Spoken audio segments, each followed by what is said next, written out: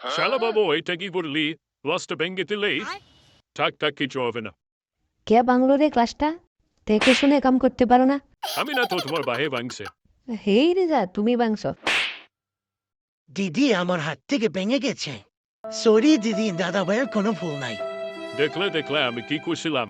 তুমি গেলে আমার মারা থাকো, তুমি তোমার বাই নিয়ে আমি জায়গা। তোমার লগে আমি আর সংসার করবো না, আমি জায়গা। তুমি শুধু শুধু খেলে আমার মারো। আমি এলে ভাই তুই খা খা খা, টেনশন করিস না, তুই খা ভালো করে খা। তুই খা ভাই, এই নে সবজি নে, সবজিটা দিচ্ছি, এই সবজিটা খুব স্বাদ, এটা খা ভালো লাগবে।